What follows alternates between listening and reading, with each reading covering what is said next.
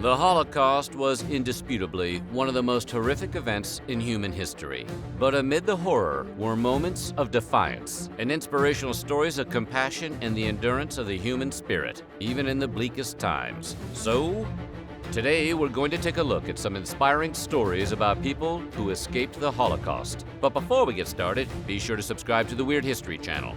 After that, leave a comment and let us know what other inspiring stories you would like to hear about. Okay, time to travel back to the Second World War and find some light in the darkness. When Germany annexed Austria in 1938, Leo Bretholz fled his homeland and eventually ended up in France. Unfortunately, Germany invaded France too, and France's Vichy regime collaborated with its invaders. That is some pretty bad luck.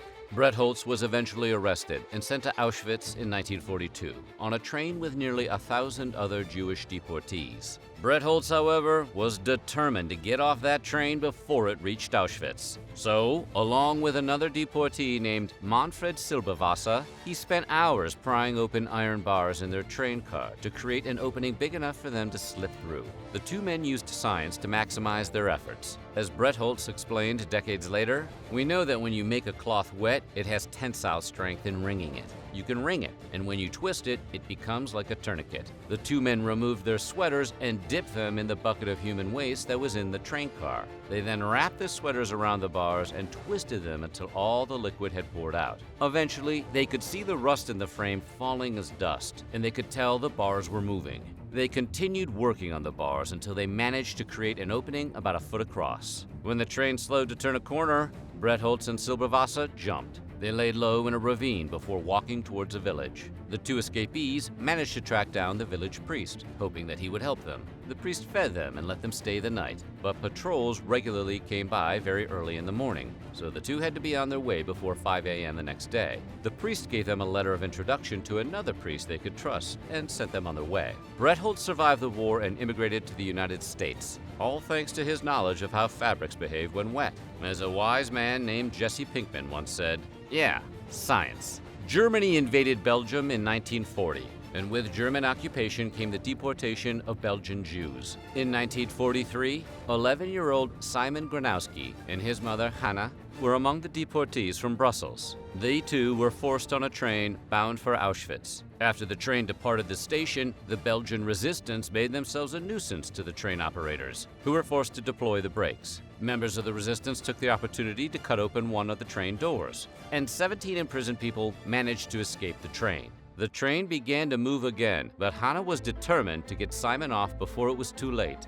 As Simon recalled decades later, his mother lowered him down by his shirt and his shoulder, but the train was moving so fast he didn't dare to jump. But gradually, he felt the train slow down until he finally told his mother, "Now I can jump." She let go and he escaped. It would be the last time he ever saw his mother. Free from the train, Simon ran into the woods and kept walking until he came across a village. There he asked a woman for help, and she took him to the local police station. Luckily, the officer didn't turn him in to German officials. Instead, the policeman told him, "We're good Belgians, we won't betray you," and sent the young boy home to Brussels. Once back in Brussels, Simon Gronowski was reunited with his father. Another reason to like the good Belgians, in addition to the waffles.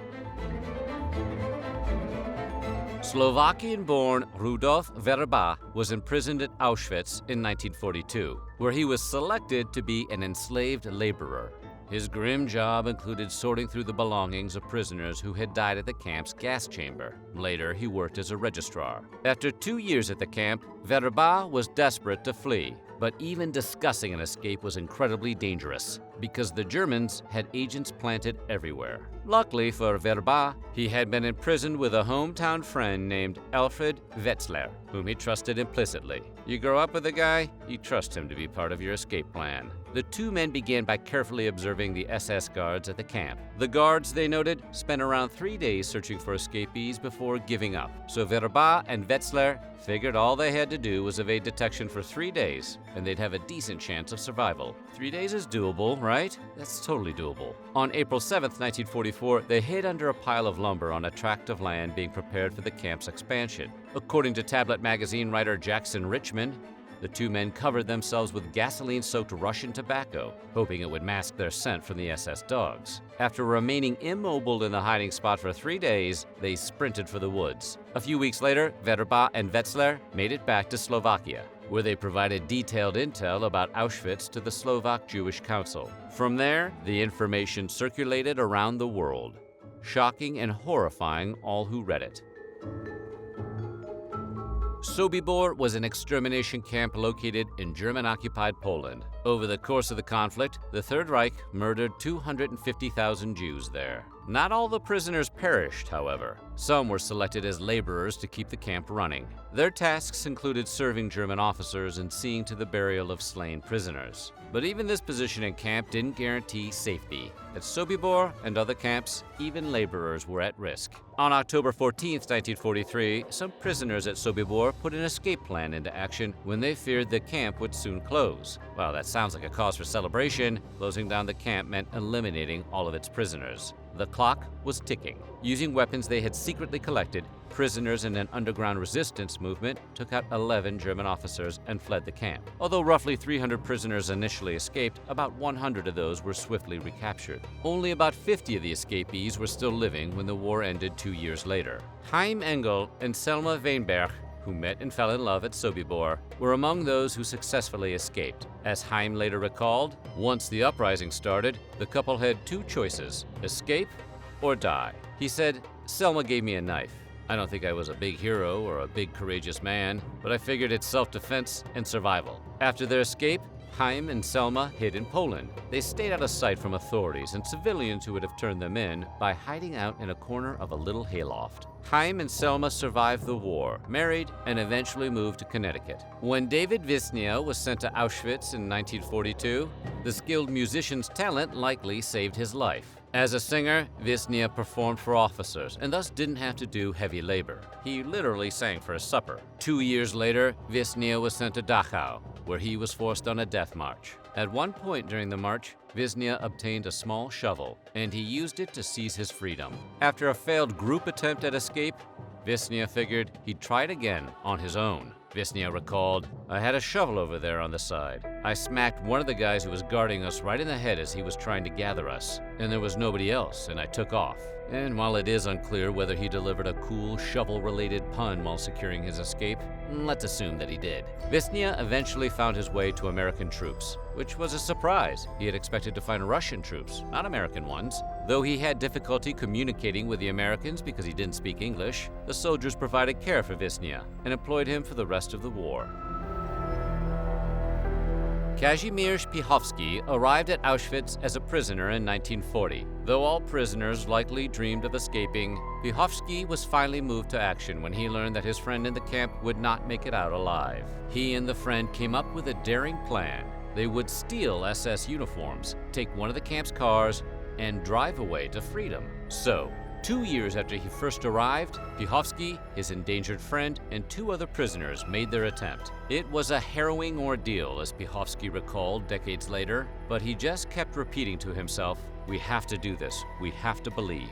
Incredibly, the plan worked. Their stolen uniforms and car got them beyond the camp's gates. But the group wasn't home free just yet. They still had to pass through a final checkpoint. As they approached it in the car, their hearts sank when they realized that the barrier was down and the guard was in no hurry to raise it. Would he ask for identification? Trying to stay ahead of what could be a dangerous situation, Piechowski knew he had to take matters into his own hands. In what sounds like the tense finale of a Prison Break movie, he opened the car door and let out a stream of military abuse towards the guard. Then he jumped out of the car and vigorously placed his hand on his holster. In other words, he bluffed, and bluffed good. The guard leapt toward the handle, opened the gate, and saluted the escapees as they drove to freedom. Help sometimes comes from the most unlikely places. That's what happened when Witoslav Lerder, a Jewish former army officer from Czechoslovakia, escaped Auschwitz with the help of an SS guard named Viktor Pestek. Historian Alan J. Levine describes Pestek as a decent man who loathed what he was doing.